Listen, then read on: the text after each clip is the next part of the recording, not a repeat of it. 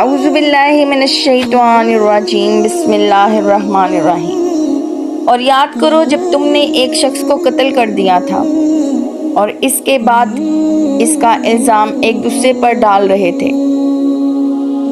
اور اللہ کو وہ راز نکال باہر کرنا تھا جو تم چھپائے ہوئے تھے۔ چنانچہ ہم نے کہا کہ اس مقتول کو اس گائے کے ایک حصے سے مارو۔ اسی طرح اللہ مردوں کو زندہ کرتا ہے اور تمہیں اپنی قدرت کی نشانیاں دکھاتا ہے تاکہ تم سمجھ سکو۔ اس سب کے بعد تمہارے دل پھر سخت ہو گئے، یہاں تک کہ وہ ایسے ہو گئے جیسے پتھر، بلکہ سختی میں کچھ ان سے بھی زیادہ، کیونکہ پتھروں میں سے کچھ ایسے بھی ہوتے ہیں جن سے نہریں پھوٹ بہتی ہیں، اور انہی میں سے کچھ ایسے بھی ہوتے ہیں جو خود پھٹ پڑتے ہیں اور ان سے پانی نکل آتا ہے، اور انہی میں سے وہ پتھر بھی ہیں جو اللہ کے خوف سے لڑک جاتے ہیں، اور اس کے برخلاف جو کچھ تم کر رہے ہو اللہ اس سے بے خبر نہیں ہے۔ مسلمانوں، کیا اب بھی تمہیں یہ لالچ ہے کہ یہ لوگ تمہارے کہنے سے ایمان لے آئیں گے؟ حالانکہ ان میں سے ایک گروہ کے لوگ اللہ کا کلام سنتے تھے، پھر اس کو اچھی طرح سمجھنے کے بعد جانتے بوجھتے اس میں تحریف کر ڈالتے تھے، اور جب یہ لوگ ان مسلمانوں سے ملتے ہیں جو پہلے ایمان لا چکے ہیں تو زبان سے کہہ دیتے ہیں کہ ہم بھی ایمان لے آئے ہیں، اور جب یہ ایک دوسرے کے ساتھ تنہائی میں جاتے ہیں تو آپس میں ایک دوسرے سے کہتے ہیں کہ کیا تم ان مسلمانوں کو وہ باتیں بتاتے ہو جو اللہ نے تم پر کھولی ہیں، تاکہ یہ مسلمان تمہارے پروردگار کے پاس جا کر انہیں تمہارے خلاف دلیل کے طور پر پیش کریں؟ کیا تمہیں اتنی بھی عقل نہیں؟ کیا یہ لوگ جو ایسی باتیں کرتے ہیں یہ نہیں جانتے کہ اللہ کو ان ساری باتوں کا خوف علم ہے جو وہ چھپاتے ہیں اور جو وہ ظاہر کرتے ہیں؟ اور ان میں سے کچھ لوگ ان پڑھ ہیں جو کتاب توریت کا علم تو رکھتے نہیں، البتہ کچھ آرزوئیں پکائے بیٹھے ہیں،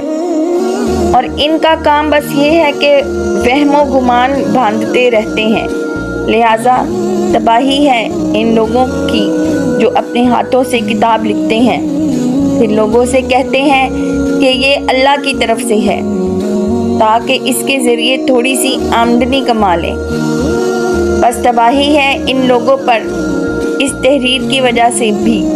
جو ان کے ہاتھوں نے لکھی، اور تباہی ہے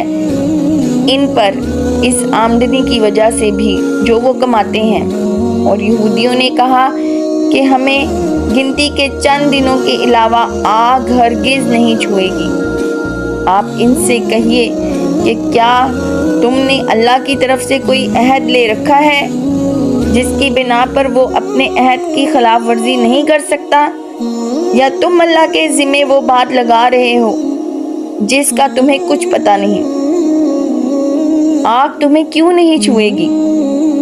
جو لوگ بھی بدی کماتے ہیں اور ان کی بدی انہیں گھیر لیتی ہے تو ایسے لوگ ہی دوزخ کے باسی ہیں، وہ ہمیشہ اس میں رہیں گے۔ اور جو کچھ لوگ ایمان لاتے ہیں اور نیک عمل کرتے ہیں تو وہ جنت کے باسی ہیں، وہ ہمیشہ اسی میں رہیں گے۔ اور وہ وقت یاد کرو جب ہم نے بنی اسرائیل سے پکا عہد لیا تھا، تم اللہ کے سوا کسی کی عبادت نہیں کرو گے، اور والدین سے اچھا سلوک کرو گے، اور رشتہ داروں سے اور یتیموں اور مسکینوں سے بھی، اور لوگوں سے بھلی بات کہنا، اور نماز قائم کرنا اور زکوٰۃ دینا۔ مگر پھر تم میں سے تھوڑے سے لوگوں کے سوا باقی سب اس عہد سے منہ موڑ پھر گئے۔ اور یاد کرو جب ہم نے تم سے پکا عہد لیا تھا کہ تم ایک دوسرے کا خون نہیں بہاؤ گے اور اپنے آدمیوں کو اپنے گھروں سے نہیں نکالو گے، پھر تم نے اقرار کیا تھا کہ تم خود اس کے گواہ ہو اس کے بعد آج تم ہی وہ لوگ ہو کہ اپنے ہی آدمیوں کو قتل کرتے ہو اور اپنے ہی میں سے کچھ لوگوں کو ان کے گھروں سے نکال باہر کرتے ہو اور ان کے خلاف گناہ اور زیادتی کا ارتکاب کر کے ان کے دشمنوں کی مدد کرتے ہو۔ اور اگر وہ دشمنوں کے قیدی بن کر تمہارے پاس آ جاتے ہیں تو تم ان کو فدیہ دے کر چھڑا لیتے ہو، حالانکہ ان کو گھر سے نکالنا ہی تمہارے لیے حرام تھا۔ تو کیا تم کتاب توریت کے کچھ حصے پر تو ایمان رکھتے ہو اور کچھ کا انکار کرتے ہو؟ اب بتاؤ کہ جو شخص ایسا کرے اس کی سزا اس کے سوا کیا ہے کہ دنیاوی زندگی میں اس کی رسوائی ہو اور قیامت کے دن ایسے لوگوں کو سخت ترین عذاب کی طرف بھیج دیا جائے گا۔ اور جو کچھ تم عمل کرتے ہو اللہ اس سے غافل نہیں ہے۔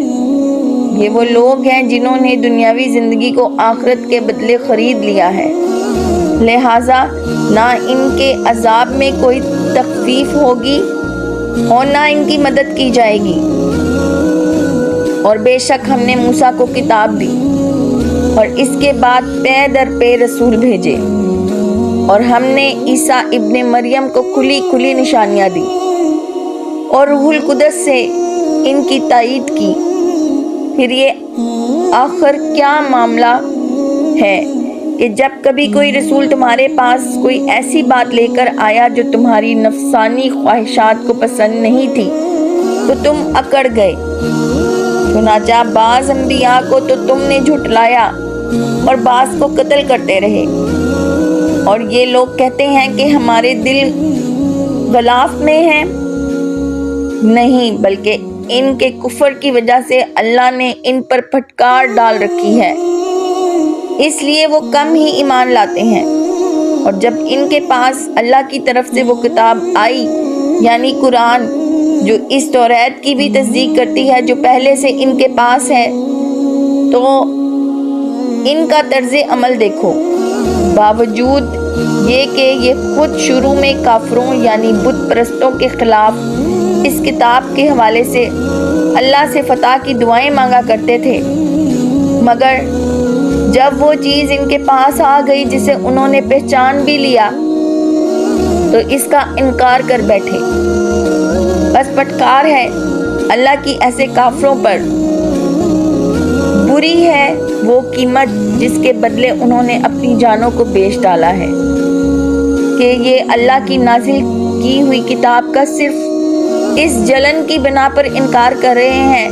کہ اللہ اپنے فضل کا کوئی حصہ یعنی وہی اپنے بندوں میں سے جس پر چاہ رہا ہے کیوں اتار رہا ہے۔